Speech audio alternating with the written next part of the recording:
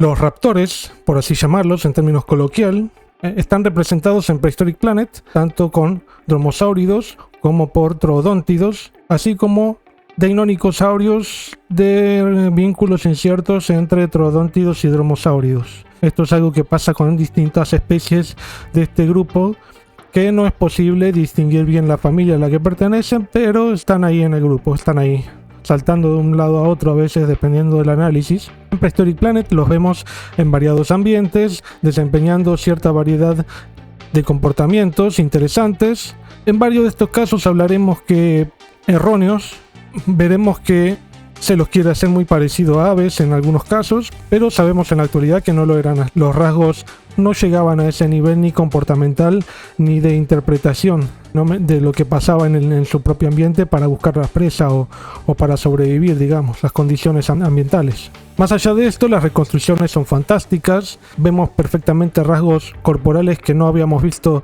bien representados en ninguna otra docuserie hasta ahora, tanto por la morfología de los ojos, de las garras, de la vaina queratinosa de las garras perfectamente representada, las plumas muy bien diferenciadas en las distintas partes del cuerpo, como la cola, el torso en general y el cráneo en general y el ala en general, bastante diferentes a previas reconstrucciones, principalmente muy distintas a las de los 90, ¿no? Así que veremos en este análisis, analizaremos básicamente los representantes de estos grupos, dromosáuridos, troodóntidos, deinonychosaurios en general, representados en la serie Prehistoric Planet, que nos dejó fantásticos momentos. El Velociraptor mongoliensis aparece en dos escenas muy interesantes en dos capítulos distintos, Badlands, y en uno vemos una hembra junto con otros dos individuos machos de aproximadamente la misma edad, mostrando algo de dimorfismo, el cual no se sabe si poseían en fósil, pero como siempre digo, es parte de la libertad artística que tienen. Bajan por un risco en donde vemos una gran cantidad de pterosaurios anidando y con sus crías. Así que estos dinosaurios quieren cazar algunos de estos reptiles voladores. Los dinosaurios usan su gran capacidad de equilibrio por su desarrollo locomotor y nervioso y pueden coordinar muy bien su cuerpo mientras bajan, al igual que cuando encuentran un pterosaurio y lo pueden cazar. Ahora, ¿hay evidencia de caza de un velociraptor a un pterosaurio azárquido? Acá hay una evidencia publicada de velociraptor comiendo un resto de pterosaurio que pudo haber sido carroñado o también pudo haberlo predado el propio velociraptor. Es un dinosaurio de reducido tamaño predando a un reptil volador.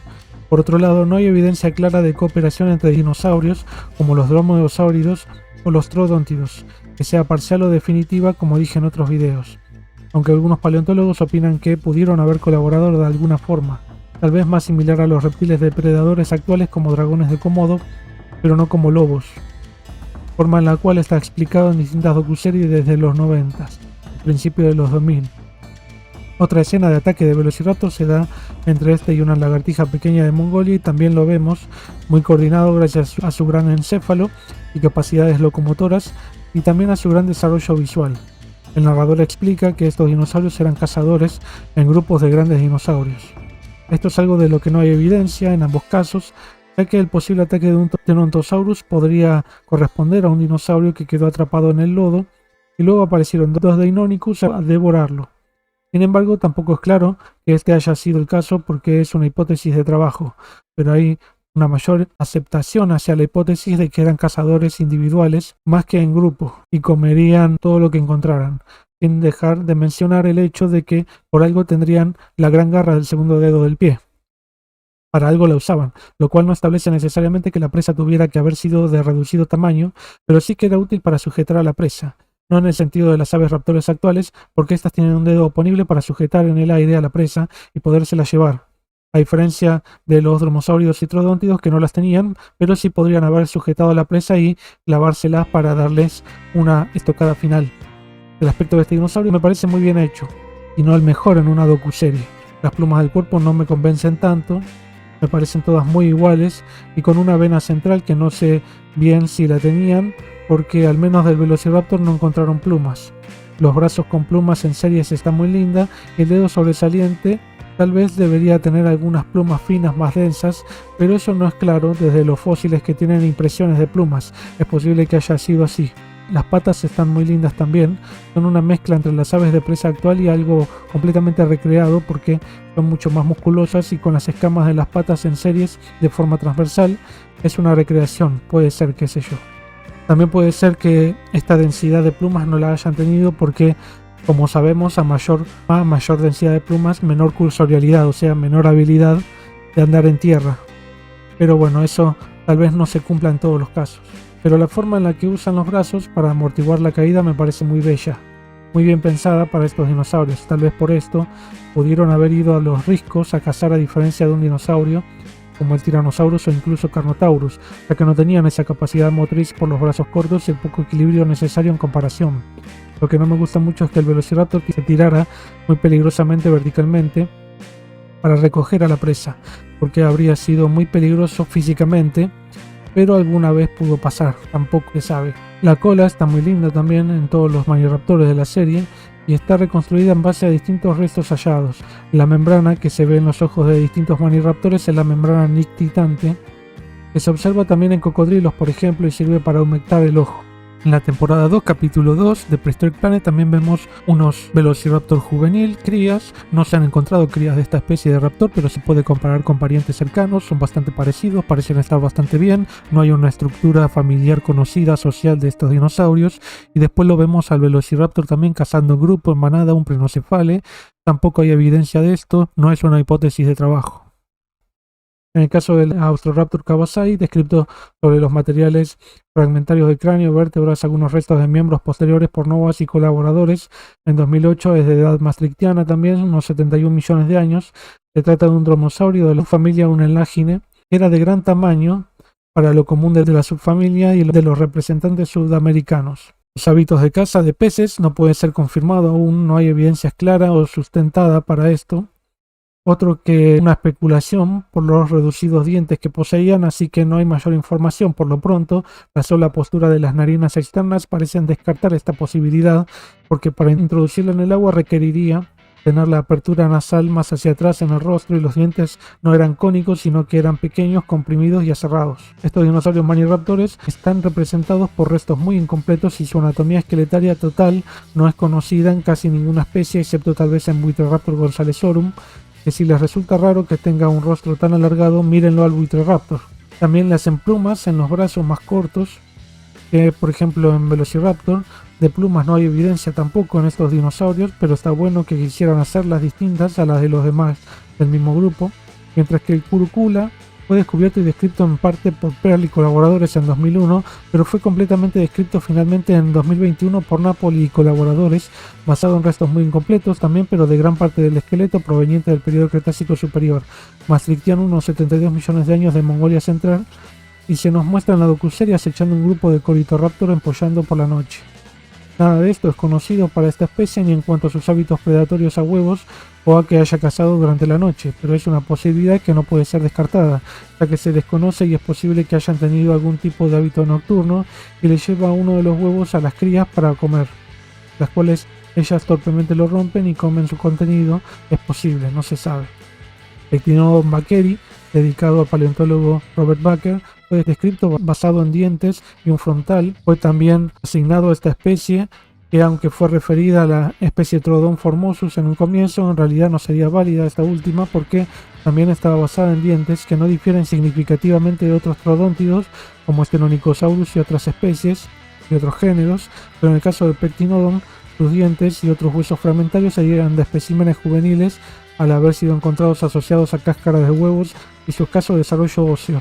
Estos tienen una morfología muy distinta a la de otros troodóntidos y bien diferenciable, por lo cual la especie Pectinodon bakkeri fue sustentada posteriormente en 2013 por Curie y Larson con respecto a los materiales de la formación Lance, que es contemporánea a la formación Hell Creek, de la cual ya hablamos un poco en los videos de Life on a Planet, cuando Tyrannosaurus adulto y sus crías atacan a un Triceratops. En la serie nos lo muestran un adulto con sus crías cazando por separado.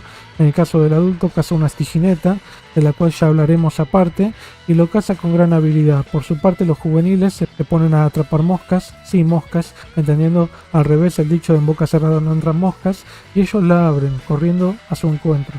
Una forma fácil de comer, con poco esfuerzo físico y éxito asegurado. demostrándonos una separación de las funciones predatorias. Pero como dije en la parte de Tyrannosaurus, no necesariamente hay una separación de nichos, sino que es más bien la obvia necesidad de comer animales distintos de acuerdo a su tamaño. También aparece en el capítulo de Norteamérica aprovechando los restos de un Alamosaurus, pero son rápidamente desalojados por un Tyrannosaurus gigante. Es probable que esto haya sucedido porque sucede todo el tiempo en la actualidad y hay restos de Pectinodon en la formación Lance de Wyoming, en donde también hay restos de Tyrannosaurus. Habría que ver si están en los mismos niveles de la formación, pero pudieron haber convivido al menos parcialmente. El Imperobator Antarcticus fue descrito por Ellie y Case en 2003 y luego revisado por Ellie y colaboradores en 2019 y fue en un primer momento encontrado dentro de Dromaeosauridae, pero análisis posteriores por la ausencia de un metatarso 2 con una superficie articular definida como una polea y de un dedo segundo del pie sin hipertrofia, por esto reconstruido sin la flexión de este dedo del pie, alejándolo de la familia Dromaeosauridae, lo cual no es seguro, pero es bastante probable a cierta falta de articulación y de inserción de musculatura del pie fragmentario preservado de este dinosaurio. Por tanto, el análisis de él y colaboradores del 2019 encontraron a Imperobator como un parabiano no claramente definido dentro de este grupo, pero que no sería un dromaeosáurido, y los troodóntidos también tienen un segundo de pie flexionado, sin embargo tampoco posee rasgos avianos claros el Imperobator. Esto me hace pensar que este dinosaurio es más bien un maniraptor más cercanamente emparentado con los parabianos que con los grupos más primitivos. Esto quiere decir que sus relaciones de parentesco deben ser más inciertas dentro de los troodóntidos de los terópodos celurosaurios. La escena de caza de Morrosaurus está buena visualmente, como comenté en un video particular sobre esta, pero como no conocemos nada de este dinosaurio más que un par de huesos distales de las patas, no podemos saber o decir cómo era el resto del cuerpo, ni siquiera de su cráneo. Es reconstruido como un Deinonychosaurus en la serie, más que un parabiano, nada más que sin el segundo dedo de pie flexionado. El cráneo pudo haber sido muy diferente, tal vez incluso más corto y las plumas más densas para protegerse del frío, además de tener abundantes plumas en los metatarsos que pocos maniraptores tenían. Creo que habían otros dinosaurios muy interesantes de Antártida que podrían haber mostrado en lugar de estos dos, como el Cryolophosaurus elioti, pero como es del Jurásico y la serie se autolimita al Cretácico, es lo que hay. Sobre la forma de cazar de estos dinosaurios te invito a ver el video de Deinonychus de Life on a Planet. Es muy repetitiva tanto en la serie como en general en la literatura paleontológica este tipo de escenas de ataque. Aunque los casquetes polares de la Antártida se formaron hace unos 33-34 millones de años en el Mioceno, bien dentro del Cenozoico, o sea muy lejos del Mesozoico, durante el Cretácico a fines, en el Maastrichtiano, unos 70 millones de años, hacia el final del Cretácico, se formaron capas de hielo, se cree casquetes de hielo, principalmente en invierno, en ciertas estaciones relacionados con las variaciones de las temperaturas en esa época. Habían elevaciones y bajadas del nivel del mar y relativo a la abundancia de ciertos organismos como acritarcos o dinoflagelados, que son distintos tipos de indicadores paleoambientales marinos de la época. Todo esto sugiere que había por lo menos capas de hielo, no como en la actualidad, un clima más cálido y húmedo, pero aún así habían algunas capas, algunos glaciares. El Atrociraptor mayalis se nos introduce en un ambiente boscoso donde ocurre un incendio y utiliza una rama parcialmente quemada a la cual le sale humo para eliminar los parásitos que tenga en su cuerpo. Debajo de las alas o en otras áreas de estas. Se desconoce completamente que lo haya hecho cualquier dinosaurio, no se sabe incluso si tenían una cobertura de plumas, aunque muchos dromaeosáuridos sí las tenían, y en el caso del Atrociraptor, este está representado solo por un maxilar parcial, así que menos aún se puede saber algo de sus hábitos y cobertura integumentaria. Hay evidencia de plumas de una cría de dinosaurio carnívoro, más bien dicho un juvenil, que muestra que estos dinosaurios no avianos tenían parásitos en estas estructuras. Por lo menos no es el superdinosaurio de Jurassic World, era el reemplazo del Velociraptor. Las diferencias son claras. Un troodóntido indeterminado, posiblemente un Stenonychosaurus o un pariente muy cercano a este, está también en una zona incendiada y aprovecha esta catástrofe ambiental utilizando una ramita quemada para quemar también la entrada de una madriguera y hacer que salgan los mamíferos, resaltando la inteligencia de este tipo de dinosaurios. No tenemos idea de si estos o algún otro dinosaurio tenía tal inteligencia. Sabemos que algunas aves actuales, como los cuervos, son muy inteligentes y pueden usar ramas para ayudarse a cazar, pero el cuervo tiene un encéfalo mucho más grande que el troodóntido, lo que podríamos pensar es que este tipo de comportamientos haya sido plesiomórfico para los maniraptores y entonces derive de sus ancestros no avianos como los troodóntidos o los dromaeosáuridos, no sabemos. La reconstrucción de este dinosaurio ártico está muy linda Hay algunos restos de dromosáuridos y troodóntidos de estas áreas, pero son escasos. Con respecto a la inteligencia de este troodóntido, vemos que se han hecho estudios, por ejemplo en Sinovenator, en el cual se hicieron tomografías computadas del encéfalo, revelando que las áreas principales desarrolladas de este encéfalo son bastante más parecidas a las aves actuales que a otros dinosaurios. Los troodóntidos serían básicamente más inteligentes que los dromosáuridos y que gran parte de los dinosaurios en general, pero todavía no llegaban al nivel de desarrollo, de resolución de problemas, sería esto de utilizar herramientas, pero podrían haberlo hecho perfectamente. El Pyroraptor Olympius aparece en el capítulo Océanos de la segunda temporada en forma de cría emplumada para variar. Este dinosaurio europeo de Francia, más precisamente, fue nombrado y descrito por Alain Taquet en 2000, basado en restos muy fragmentarios de garra, huesos aislados de brazos, algunas vértebras y dientes. Por lo tanto, poco se conoce de este dromosáurido, pero se pudo decir que este tipo de dinosaurios existió en Europa a fines del Cretácico Superior o Maastrichtiano. Todos estos dinosaurios tienen un diseño distinto y me parece muy lindo, tal vez un poco menos realista que otros como los tiranosauroides, pero realista al fin. Un dromosáurido ártico en el frío aparece en el capítulo de Mundos de Hielo. La primera imagen es en la oscuridad, ya que se cree que habría una larga temporada de frío polar con largos periodos de oscuridad, por lo cual los dinosaurios podrían haber estado adaptados a hibernar, explicando en parte la postura de descanso como la vemos en este dromosáurido, que está perfecta, porque se encontraron varios esqueletos, tanto de troodóntidos como Meilong, que es dragón durmiente, quiere decir, como de alvarezsáuridos también durmiendo o descansando, pero perdieron la vida en esta postura. Es posible. Se describieron restos de un dromosáurido juvenil del Ártico por Chiaresi y colaboradores en 2020 y puede ser que sea este el que vemos en la serie. Se lo recuperó como el grupo hermano de Saurornitholestes. Al salir de este estado de hibernación, debe buscar alimento, lo cual es lógico, y después se junta con otros dromosáuridos de su especie. Primero con uno se acarician y no sabemos si pasaba esto, pero se supone. Luego se ponen a cazar en manada un grupo de hadrosáuridos. No sabemos, como siempre digo, que cazaran en manada. Algunos especialistas lo suponen, pero no hay evidencia conclusiva. Y después terminan comiendo un resto de un hadrosáurido que resultó quedando sin vida por ahogamiento en este lago congelado. Druckenmiller y colaboradores en el 2021 estimaron que en Alaska, en la formación Prince Creek, alrededor del paralelo 80-85 grados, habría llegado a una temperatura de entre 2 y 4 grados normalmente, periodos cálidos, periodos menos cálidos de menos 2 grados a los menos 10 grados. Por lo tanto, podrían haber habido periodos de unos 120 días, o sea 4 meses de oscuridad total, con caída de nieve y con caída también de los recursos alimenticios. Los herbívoros tendrían que migrar grandes distancias, como 3.000 kilómetros. Los carnívoros u otros animales podrían estivar. La reconstrucción de la cola me parece hermosa en todos los dromosáuridos de la serie. De los troodóntidos pareciera que no les pusieron tantas ganas porque tienen un aspecto poco realista en comparación con los demás.